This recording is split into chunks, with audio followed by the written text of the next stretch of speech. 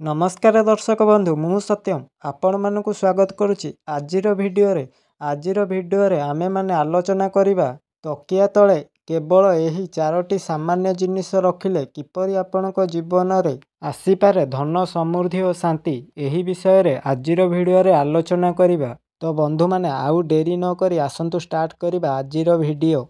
आम्भे माने दिनर व्यस्तबहुल जीवन रु टिके शांति पाइबा पई राति रे आमे समस्ते टिके सुख निद्रा चाहि थाए एवं सुख निद्रा पाइबा पई तकियार आवश्यकता निश्चय पड़ी थाए। तो बंधु माने सबु तकिया देखिबाकू सामान्य होई थाए, किंतु देखिबाकू गले सबु सामान्य देखा जाउथिबा जिनिसर कार्य सामान्य होई न थाए। जेते धनी व्यक्ति हेले मध्य सोइबा पूर्वरु तांकू तकियार आवश्यकता निश्चय पड़ी थाए। किंतु कौन आपण माने जानिछंती कि एही सामान्य देखा जाउथिबा तकियाकू आपण माने जदि सठिक भाବରେ उपयोग करिवे तेबे आपणक भाग्य राताराति चमकी उठिबो।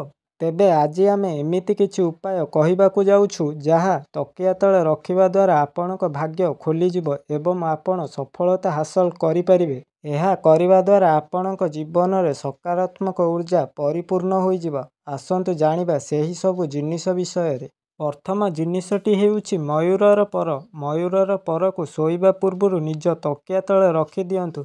एहा द्वारा आपणक जीवन सकारात्मक ऊर्जा रे परिपूर्ण होइजिबो एवं आपणक जीवन रे सफलता हासिल हेबो। आउ सखाळु उठिबा परे सेही मयूर परकू दर्शन करंतु जहा आपणक पई शुभदायक होइथाए। एहा द्वारा आपणक कुंडली दोष मध्य दूर होइथाए। आउ द्वितीयटी हेउछि तुलसी पत्र। शोइबा पूर्वरु निजर तकिया तळे 4 रु 5टी तुलसी पत्र नै रखि दियंतु। एहा द्वारा आपणक चारि पाखरे थिबा समस्त नकारात्मक ऊर्जार विनाश होइथाए। सखाळु उठिबा परे सेही तुलसी पत्रकू खाइ दियंतु। एहा द्वारा आपणकर कौनसी प्रकार रोग हेबो नाही एवं आपण संपूर्ण सुस्थ रहिबे। किंतु प्रतिदिन ध्यान रखिबे जे संध्यारे किंबा रातिरे तुलसी पत्रकू छिड़ाइबे नाही।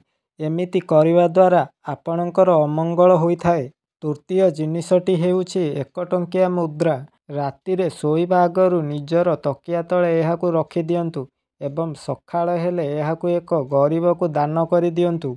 एपरि करिबा द्वारा आपणकर मंगल होइथाए एवं एहा सहित आपणकर समस्त समस्या एवं असुविधा दूर होइथाए।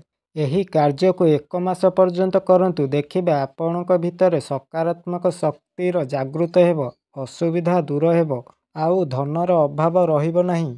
चतुर्थ जिनिसटी हेउछि चांदी किंबा सुनारे तयारी होइथिबा एक जिनिस। आपण शोइबा पूर्वरु तकिया तळे एक चांदीर मुद्रा रखि शोइ पड़ंतु। देखिबे आपणक कुंडली रे जदि मंगल किंबा बुध ग्रहर दोष रहिछि तेबे ताहा दूर होइजिबो। तेबे बंधु माने आपण मध्ये एही 4टी उपायकू नियमित करंतु एवं निज जीवन रे आनंद, धन और शांतिर आगमन को अनुभव करंतु। मु सत्यम आसंता भिडियो रे आउ एक नूतन धार्मिक और आध्यात्मिक उपाय सहित देखा हेबी। आजि पई एतिकी रहुछि। नमस्कार। जय जगन्नाथ बंधुगण।